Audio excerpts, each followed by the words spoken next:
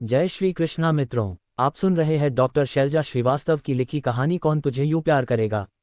तो मित्रों, चैनल को लाइक कीजिए और सब्सक्राइब भी। अब आगे। आंटी एक कप ब्लैक कॉफ़ी प्लीज़, अरमान ने मेड से कहा। तभी इनाया की आवाज़ आई। आंटी एक कप चाय मेरे लिए भी, प्योर दूध और पानी बिल्कुल नहीं, अदरक इलायची और चीनी डबल। उद्धरण चिन्ह। अरमान ने पलट के देखा तो अपने हाथों से मिट्टी झाड़ती और लंबे काले बालों को समेटने की नाकाम कोशिश करती इनाया खड़ी थी। ओह गॉड, ये लड़की इतनी अजीब क्यों है, और इसको मेरे साथ उलझने में कुछ ज़्यादा ही मज़ा आता है क्या। उद्धरण चिन्ह। अरमान ने खुद से ही कहा और इनाया को इग्नोर किया कि तभी इनाया उसके सामने वाले सोफे पर आकर बैठ गई। पैरों को समेटकर उसने ऊपर रख लिया। अरमान को ना चाहते हुए भी उसकी तरफ देखना पड़ा और उसके मुंह से भी आवाज़ खुद ब खुद निकल पड़ी। चाय पीने से पहले तुम्हें नहीं लगता कि तुम्हें हाथ मुंह धोने चाहिए? कुछ तो ख्याल करो, फर्नीचर का नहीं है तो अपने शरीर का तो ख्याल करो। यहाँ की लगी मिट्टी मेड सफाई करके झाड़ देगी, पर जो जर्म्स तुम्हारे पेट में चले जाएंगे तुम्हारे गंदे हाथों से, उनके लिए। अरमान अभी बोल ही रहा था कि इनाया मुस्कुरा उठी। ओह नो खडूस अवस्थी, तुम्हारे विचार मेरी नानी माँ के साथ बहुत मैच करते हैं। यही बात वह करती हैं। इन्हीं हाथ धो लो तब खाना खाना, इन्हीं ऐसे नहीं बैठते, सलीके से बैठो। अरे भाई, घर है ये, कोई कॉन्फ्रेंस हॉल नहीं जहाँ एकदम अकड़ कर कमर सीधी करके पैर नीचे करके और हाथों को टेबल पर टिका कर बैठना है। घर में तो सब कंफर्टेबल तरीके से बैठते हैं ना, और यह सोफे भी तो हम हॉल में इसलिए रखते हैं ना ताकि आराम से पैर फैलाकर इन पर बैठा जा सके। फिर भी खड़ूस अवस्थी, अगर आपके सोफे गंदे हो गए हो मेरे मिट्टी लगाने से तो आप फिक्र मत कीजिए, मैं साफ कर दूंगी। इनाया बोली तो अरमान ने आंखें छोटी करके उसे देखा। और शिमला के टाउन की मिस यूनिवर्स अपने आप को बहुत ज़्यादा स्मार्ट समझने की ज़रूरत नहीं है। और हाँ, हमारे घर में काम करने के लिए सर्वेंट्स हैं, मेड है, सफाई करने वाले हैं, इसलिए आपको तकलीफ करने की कोई ज़रूरत नहीं है। और मैंने पहले ही कहा था कि बात सोफे की नहीं कर रहा हूँ, मैं बात तुम्हारे शरीर की कर रहा हूँ। सोफे तो साफ कर दिए जाएंगे, पर तुम्हारे शरीर की सफाई फिर डॉक्टर के द्वारा ही होगी, और वह भी अस्पताल में ले जाकर। जब स्टमक इन्फेक्शन हो जाएगा ना, तब समझ में आएगा। अरमान भी झल्ला गया। Thank you for your concern mister दृष्टांत महासागर जी, पर आपको शायद किसी ने बताया नहीं कि गांव में रहने वालों की इम्यूनिटी ज़्यादा होती है। वह क्या है ना, वह सर्दी गर्मी धूप बरसात धूल मिट्टी सब कुछ बर्दाश्त करते हैं, तो शरीर का प्रतिरोधी तंत्र खुद व खुद मजबूत हो जाता है। अब आप शहरी लोगों की बात अलग है, ना कभी धूप देखी है, ना धूल मिट्टी में गए हो, न ही ठंडी हवा खाई है। ऐसी में सोते हो, ऐसी में जगते हो, मार्बल के घर में रहते हो, धूल मिट्टी छूते नहीं। तो आप जैसे लोगों के साथ इस तरह की प्रॉब्लम ज़्यादा होती है कि ज़रा सा गंदा पानी पी लिया नहीं कि स्टमक इन्फेक्शन हो गया, थोड़ी सी प्रॉब्लम हो ज़रा सा टेस्ट कराया नहीं कि विटामिन डी की कमी निकल आती है, तो कहीं कैल्शियम की, क्योंकि धूप देखते नहीं, दूध शुद्ध मिलता नहीं। एक दिन बिना आरओ के या बिना एसी के रहना पड़े तो बीमार पड़ जाते हो। हम तो गांव के हैं मजबूत लोग। तुमने ही तो कहा था गांव के लोग हैं, और मैं ठहरी गांव की ठेठ गंवार, तो मुझे इतना ज़्यादा फर्क नहीं पड़ता। 4 पराठे नाश्ते में खाती हूँ, 1 गिलास फूल मलाई वाले दूध के साथ। समझे कुछ मिस्टर अंग्रेज अवस्थी। इनाया को भी मज़ा आ रहा था अरमान की खिंचाई करने में। जब भी इस लड़की के लिए कुछ अच्छा सोचता हूँ यह मुझे गलत साबित कर देती है। अभी सोच रहा था कि इतनी भी बेवकूफ़ नहीं है, पर यह तो टोटल ही डफर है। दिमाग नाम की चीज़ नहीं है इसके अंदर, अरमान ने खुद से ही कहा और उठ खड़ा हुआ।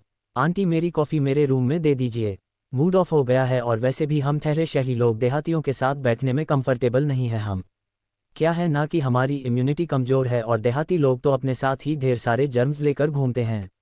अब मैं बीमार पड़ गया तो बेवजह ही लॉस होगा कंपनी का भी, और मम्मी को भी तकलीफ होगी, अरमान ने कहा और उठकर जाने लगा कि तभी सरोजिनी आती दिखाई दी। वह इतनी देर से उन दोनों की बात है सुन रही थी। अरे अरे, कहाँ चले आरू बेटा, मैं तो अंदर से आई थी कि तुम दोनों के साथ बैठकर चाय पीऊंगी, और यहाँ देख रही हूँ तो तुम दोनों बेवजह की बातों पर फिर से झगड़ रहे हो।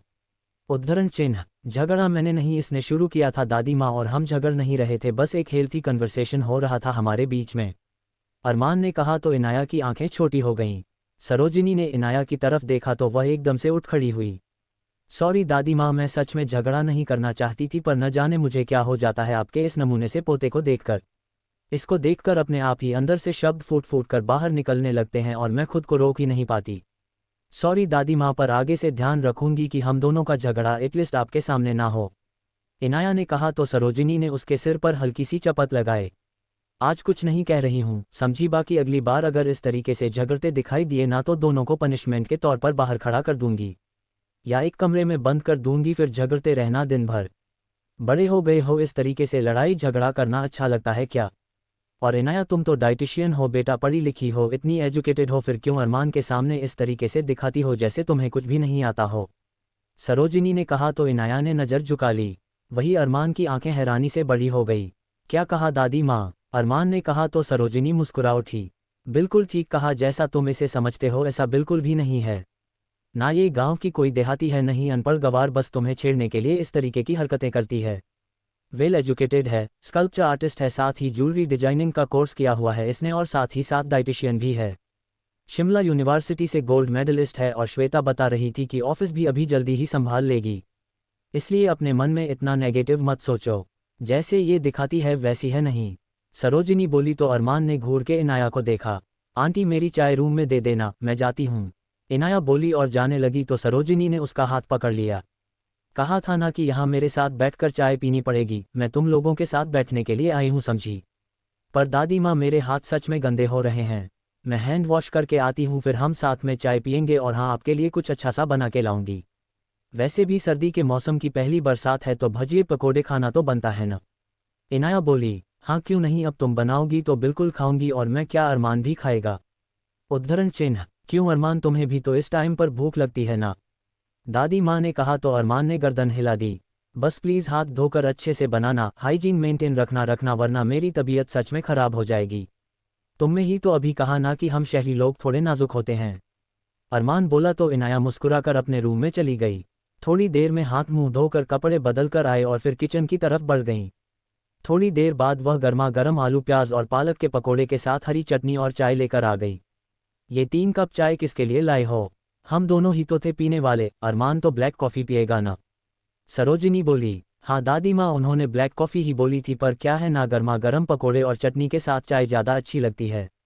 अगर पीना चाहे तो पी सकते हैं, बाकी नहीं पिएंगे तो मुझे कोई फ़र्क नहीं पड़ता, मैं 2 कप पी लूँगी, वैसे भी चाय मेरी जान है। इनाया बोली क्या तुम 2 कप चाय एक बार में पी सकती हो? अरमान ने हैरानी से कहा मैं 2 कप दिन में 10 बार एक साथ पी सकती हूँ। तो टोटल कितने हुए? 20 कप 10 बार। इनाया बोली तो अरमान ने उसे आंखें बड़ी करके देखा।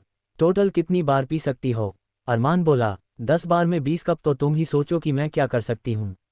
हाँ जान गया मिस यूनिवर्स। अरमान ने कहा ये लो पकोड़े। इनाया ने प्लेट उसके सामने करते हुए कहा तो अरमान ने पकौड़ों की तरफ देखा।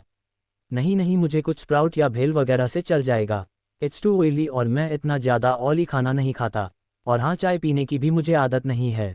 अरमान ने कहा तो इनाया ने कंधे उचका दिए और प्लेट वापस से अपने और सरोजिनी के बीच में रख ली। आप लीजिए दादी माँ और बताइए कैसा बना है। इनाया बोली तो सरोजिनी ने पकोड़े टेस्ट किए और उनके चेहरे पर मुस्कुराहट आ गई। इतने अच्छे पकोड़े तो मैंने आज तक नहीं खाए। हाँ श्वेता कभी कभी बनाती है, उसके हाथ में भी ऐसा ही स्वाद आता है, पर तुम्हारे हाथ के पकोड़े तो श्वेता के हाथ के पकोड़े से भी 21 है। बहुत ही स्वादिष्ट है। अरमान बेटा एक खाकर देखो, मेरे कहने से इतना भी कोई ऑयली नहीं है। और तुम तो इतनी एक्सरसाइज करते हो, फिटनेस का ध्यान रखते हो, कुछ फर्क नहीं पड़ता। कल 5 मिनट एक्स्ट्रा ट्रेडमिल पर दौड़ लेना, सरोजिनी ने कहा और अरमान को एक पकौड़ा उठाकर दे दिया। अरमान ने खाया और उसी के साथ उसके चेहरे पर भी मुस्कुराहट आ गई, और उसने सरोजिनी और इनाया के बीच में रखी 2 प्लेट्स में से एक प्लेट उठा ली और खाना शुरू कर दिया। इनाया ने उसे हैरानी से देखा और फिर मुस्कुराकर सरोजिनी के साथ बात करते हुए पकोड़े खाने लगी। उसने दूसरा कप चाय उठाने के लिए ट्रे की तरफ देखा तो पाया कि वहाँ ब्लैक कॉफ़ी रखी हुई है और वह कप अरमान के हाथ में है, जो कि चुस्कियाँ लेकर चाय पी रहा था। यह अजीब इंसान भी वाकई में निराला ही है, अभी तो पकोड़े नहीं खाने थे, अब पूरी प्लेट साफ कर दी, और इसे चाय नहीं पीनी थी, अब देखो कैसे चुस्कियाँ लेकर चाय पी रहा है। इनाया ने उसे देखते हुए मन ही मन कहा तो अरमान ने आईब्रो ऊंची करके उसे इशारे में पूछा कि क्या बोल रही है। बदले में इनाया ने गर्दन ना में हिलाए और प्लेट समेट कर किचन की तरफ चली गईं। सरोजिनी उठकर अरमान के पास बैठी और उसके हाथ को थाम लिया। तो कैसे लगे पकोड़े और चाय? सरोजिनी बोली ठीक थे, अरमान ने कहा, पर तुमने जितना खाया है उसको देखकर तो ऐसा नहीं लगा कि सिर्फ ठीक थे। सरोजिनी ने उसकी आंखों में झांका। वह तो आपका मन रखने के लिए खा लिया मैंने दादी माँ, वरना आपको बुरा लगता। आखिर आप मेरे साथ ही तो खाने पीने के लिए बैठी थी ना, अरमान ने कहा और उठकर जाने लगा तो सरोजिनी ने उसकी कलाई पकड़ ली। अरमान ने उसकी तरफ देखा। इतनी भी बुरी नहीं है लड़की, बहुत अच्छी और बहुत ही प्यारी है। पॉजिटिव सोच के साथ उसे देखोगे और समझोगे तो समझ में आएगा तुम्हें कि तुम्हारी माँ ने तुम्हारे लिए कोई कोयला नहीं बल्कि हीरा चुना है। हीरा भी कोई सामान्य हीरा नहीं है, ये कोहिनूर है, समझें। सरोजिनी बोली तो अरमान ने किचन की तरफ देखा जहां इनाया सभी सर्वेंट के लिए पकोड़े तल रही थी और उनसे कुछ बात भी कर रही थी।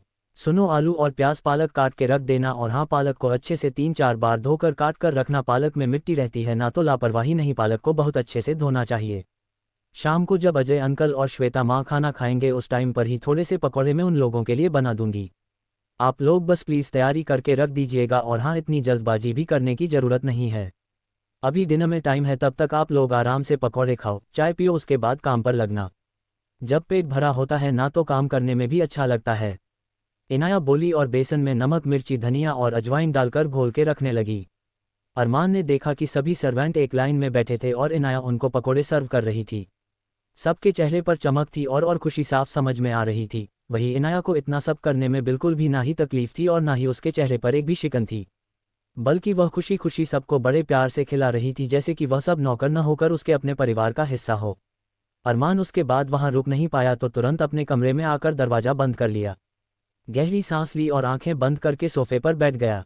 तुम अच्छी हो, सही कहा दादी माँ ने, तुम एक अलग तरह की लड़की हो, पर शायद मैं तुम्हारे काबिल नहीं हूँ। मेरी खराब किस्मत की मैं चाह कर भी तुम्हारी तरफ कदम नहीं बढ़ा सकता। मैं नहीं कर सकता इतने सारे लोगों के साथ गलत। पता नहीं आगे क्या होगा और क्या नहीं होगा। क्या पता मेरा अतीत मुझे आज़ाद कभी करेगा भी कि नहीं करेगा। और इस तरीके से मैं सबकी ज़िंदगी को नहीं उलझा सकता। मेरी प्राथमिकता आज की तारीख में अक्षिता और जूही है, और उनके होते हुए मैं तुम्हारी तरफ कदम कैसे बढ़ा सकता हूँ। मैं उन लोगों को इस तरीके से बीच में नहीं छोड़ सकता और ना ही तुम्हारे साथ कोई धोखा कर सकता हूँ। और मेरी मजबूरी है कि मैं किसी को कुछ कह भी नहीं सकता, किसी को कुछ बता भी नहीं सकता। पता नहीं कोई समझेगा कि नहीं समझेगा, अरमान ने खुद से ही कहा, और फिर आंखें खोली तो आंखें सुर्ख हो रही थी। उसने अपना कपबोर्ड खोला और उसमें से चाबी लेकर लॉकर खोल एक एनवेल्प निकाला और उसमें रखे कुछ कागज़ और फोटोग्राफ्स देखने लगा। उन्हें देखते देखते चेहरे पर अजीब से भाव आ रहे थे और आंखों में आंसू भरते जा रहे थे। नहीं, मैं एक बार गलती कर चुका हूं, अब दोबारा गलती नहीं कर सकता। मैं कोई भी गलती नहीं कर सकता। मुझे ध्यान रखना होगा, मुझे समझना होगा। मैं कुछ भी गलत नहीं कर सकता। इस बार किसी की ज़िंदगी के साथ भी खिलवाड़ नहीं होना चाहिए, फिर वह अक्षिता हो, रूही हो या फिर इनाया, अरमान ने खुद से ही कहा। अगले दिन सबका रूटीन ठीक वैसा ही था। अरमान रेडी होकर नीचे आया और श्वेता की तरफ देखा। माँ, मैं ऑफिस जा रहा हूँ, अगर इनाया चलना चाहे तो चल सकती हैं, बाकी अगर इन्हें अकेले जाना हो तो ड्राइवर और गाड़ी अवेलेबल है। अरमान बोला, क्यों, ड्राइवर के साथ क्यों जाएगी वह? तुम्हें जाना है उसे लेकर? बोला था ना कल पापा ने कि तुम उसे अभी काम सिखाओगे, श्वेता बोली। ठीक है मम्मी, मैंने कब मना किया है, पर मुझे लगा कि शायद नानी माँ की रिपोर्ट्स आ जाने वाली है तो आप दोनों लोग अस्पताल जाओगे। अरमान बोला, हम हॉस्पिटल जाएंगे तो मैं और माँ चले जाएंगे, इनाया का कोई काम नहीं है, सिर्फ रिपोर्ट्स कलेक्ट करके डॉक्टर से बात ही तो करनी है, हम दोनों कर लेंगे। तुम इसे अपने साथ लेकर जाओ, और हाँ, आज से ही इसे ट्रेनिंग देना शुरू कर दो ताकि जल्द से जल्द ये अपनी कंपनी संभाल सके, श्वेता ने कहा। तो अरमान ने इनाया की तरफ देखा जो कि पूरी तरीके से रेडी थी। श्वेता, माँ ऑफिस कल से चली जाऊंगी, आज आपके साथ चलती हूँ, इनाया ने कहा। नहीं बेटा, मैं संभाल लूंगी, तुम ऑफिस जाओ और अपने काम को सीखो, क्योंकि अजय चाहते हैं कि जल्द से जल्द तुम अपनी कंपनी, अपनी जिम्मेदारी को संभाल लो। और अभी अरमान तुम्हें सिखाने के मूड में भी है, क्या पता फिर कब इसका मूड बदल जाए, या कई बार इसकी कंपनी में भी वर्कलोड ज़्यादा हो जाता है तो फिर यह टाइम नहीं दे पाएगा, श्वेता ने कहा। तो इनाया ने गर्दन हिलाई और अरमान के पीछे पीछे बाहर चल दी। अरमान ने गाड़ी निकाल ली, इनाया पीछे बैठने लगी। अरमान ने आंखें छोटी करके उसे देखा तो इनाया ने भी उसे घूर के देखा। क्या हुआ, हर समय इस तरीके से क्यों करते रहते हो मिस्टर सिद्धू अवस्थी? इनाया बोली, ओ गॉड, तुम मुझे रोज यह नए नए नामों से क्यों नवाजती रहती हो? मेरा नाम अरमान है, अरमान अवस्थी, प्लीज़ मेरे नाम को मत खराब करो। कोशिश करूंगी कि कभी तुम्हें तुम्हारे इस नाम से पुकारूं, पर उससे पहले तुम्हें मेरे दिल में अपने लिए रिस्पेक्ट बनानी होगी। जब आदमी की दिल में इज्जत होती है तो उसे इज्जत से पुकारने का मन करता है। इनाया बोली, क्या मतलब है तुम्हारा? तुम्हारे मन में मेरी रेस्पेक्ट नहीं है? अरमान का चेहरा कठोर हो गया। अरे नहीं एरोगेंट अवस्थी, मेरा वह मतलब नहीं था, पर हमारी जो पहली मुलाकात हुई ना, उसके एक्सपीरियंस के हिसाब से मेरे मुंह से अरमान निकलता ही नहीं है। ना चाहते हुए भी हर बार कुछ नया नाम निकल जाता है। पर मैं कोशिश करूंगी, तुम मेरे लिए इतना कर रहे हो तो मैं कोशिश करूंगी कि तुम्हें अरमान बुलाऊं। इनाया ने कहा, बड़ी मेहरबानी होगी आपकी। वैसे मैं आपका ड्राइवर नहीं हूं जो आप पीछे बैठ रही हो, मैं गाड़ी ड्राइव करूंगा, आकर मेरे बाजू वाली सीट पर बैठो, अरमान ने कहा। तो इनाया मुस्कुराकर आगे बैठ गई। अरे इतनी सी बात थोड़ा प्यार से कहते तो मैं खुद ही आकर बैठ जाती।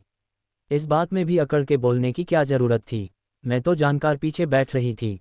क्या पता तुम्हें मेरी कंपनी पसंद आए ना आए, फिर फालतू में ही तुम्हारा मूड ऑफ रहेगा। मूड ऑफ होगा तो तुम्हारा ड्राइविंग पर ध्यान नहीं होगा, ड्राइविंग पर ध्यान नहीं होगा तो तुम रेस ड्राइविंग करोगे, और रेस ड्राइविंग करोगे तो फिर एक्सीडेंट। इनाया अभी बोल ही रही थी कि अरमान ने उसके मुंह के ऊपर अपनी हथेली रख दी। उसकी आंखें सुर्ख हो गई थी और चेहरा एकदम कठोर। इनाया भी एक पल को घबरा गई।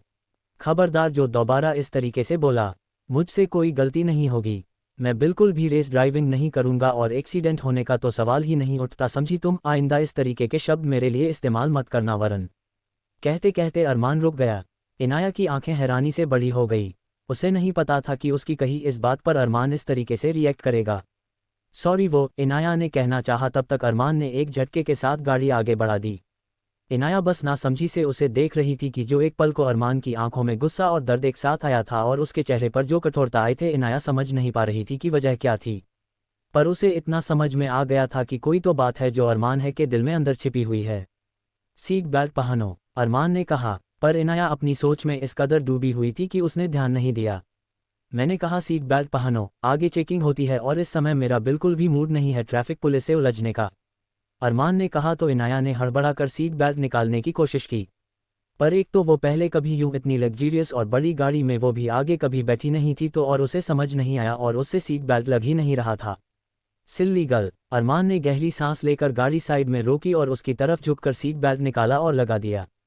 इस एक पल में इनाया की आंखें बंद हो गई। एक तो अरमान के जिस्म की खुशबू उसकी सांसों में अंदर तक कहीं समा गई और उसकी करीबी के एहसास ने न जाने कैसी हलचल दिल में मचा दी।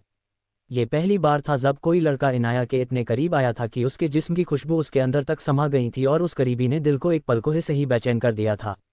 ऐसा क्यों हुआ, इस बात को इनाया बहुत अच्छे से समझ रही थी। वह समझ रही थी कि अरमान के प्रति वह धीरे धीरे आकर्षित हो रही है, पर इस तरीके से अरमान की नज़दीकी उसे प्रभावित करेगी यह उसने नहीं सोचा था। अरमान वापस से अपनी सीट पर सीधा बैठा और उसने गाड़ी आगे बढ़ा दी और इनाया ने गहरी सांस लेकर आंखें बंद कर ली, पर अरमान के जिस्म की खुशबू में घुली उसके परफ्यूम की खुशबू और उसकी नज़दीकी का एहसास मानो जा ही नहीं रहा था। तभी अरमान ने लालघाटी के शिव मंदिर के बाहर आकर गाड़ी रोक दी और इनाया अरमान के तिलिस्म से बाहर आए।